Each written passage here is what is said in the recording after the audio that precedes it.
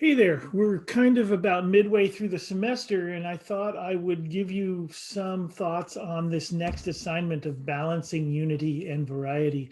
The assignment calls for you to use at least 100 of the same objects. And this is something that you're starting to notice about these assignments, that they're prompts like use 100 of the same object, but there's always this word like make a sculpture employing 100 of the same object. And in this case, the challenge is, can you bring about some sense of organization and harmony that makes the whole thing work, even though there's 100 of something?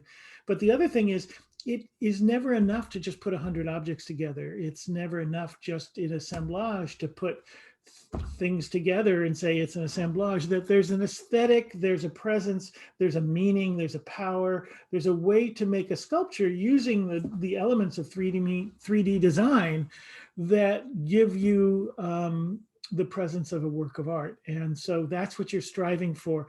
I thought I'd show you a few examples. Now, I really encourage you to spend time looking at the examples that are in this module. There's so many different examples of both student projects and professional artist projects that all fit into this category. And I thought I'd show you a few here. This is from a series that's quite a bit older, though this one I did redo. You can see that it's a figure where that's buried in this, buried upright in this box here. And you can see there's a gun growing out of his head. Well, I did this in bronze casting.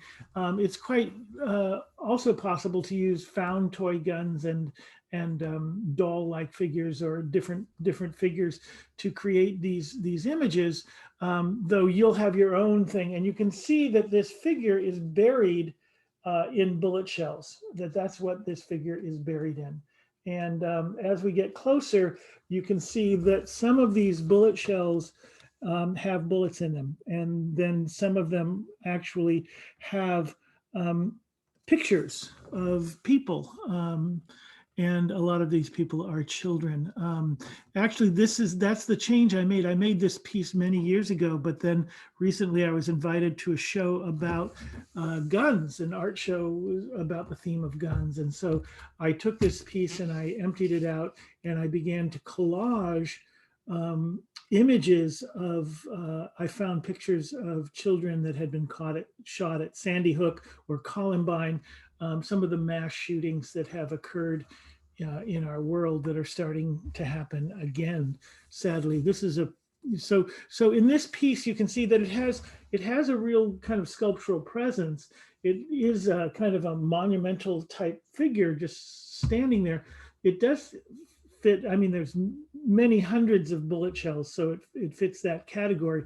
And then there's a content, a meaning that's quite a in your face, perhaps you might say, social or political piece. So there's that one. And from the same series, here's another one here with two figures buried in a box. And then there's hundreds of bones, actual bones that fill the box that they're buried in. So you can see that's how that one works. And the two figures, one has a human face that you can see, and the other one has the face of, it's kind of anachronistic now, but this is the inside of a analog watch with the gears and that sort of thing, all in that watch face. So one is kind of speaking about time. Both these pieces are from a series of 11 sculptures I made called Rounded with a Sleep, which is a title that comes from a Shakespeare play, The Tempest, where a character says, "We are such stuff as dreams are made on, and our little lives are rounded with a sleep." So in this series, I was kind of contemplating all the things we managed to get ourselves into in this very relatively brief time that we stroll on this earth, that we walk this earth. We manage to do things. So these are some examples, and the point I want to make with this is it's not just 100 items. That there's a logic, there's a meaning, and there's also compositional concerns going on in these pieces, and so that they function as very very present sculptures. Here's one more piece that in this case what I did is I took lots of small handguns, and this was from the same gun show, and I chopped them up into pieces, and then I sculpted this human-like figure um, in um, in parts of handguns. So the whole thing is made out of the handguns. So that is another example of a way of doing this. There's so many ways. And again, spend a lot of time looking at the examples I give you. Look at lots and lots of different objects to consider. And you may, as you choose objects that look like they might go together. There's a wonderful example of a bird sitting in a cage that's made out of safety pins. The safety pins are fantastic because they're really easy to figure out how to join them and connect them. If you choose 100 marbles, marbles don't like to connect to anything. You're pretty much forced to just put gobs and gobs of glue on them to make them work. So if you want to look at objects that you might find a way of joining, connecting, working with. So those are some guiding principles.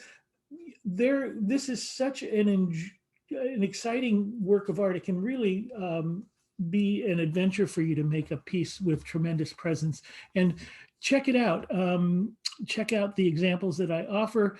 I know that there's one in there that I talk about in one of the presentations where a student made it. She went on to win the top prize at an exhibition in Fairfield, and then that piece is on permanent display now in the fire station near I think it's a Fairfield fire station as well. So, you have such potential, and all kinds of things can happen with the work you make. So please just put your heart in it and enjoy it, and find the flow that you need. Stay safe and make lots of art.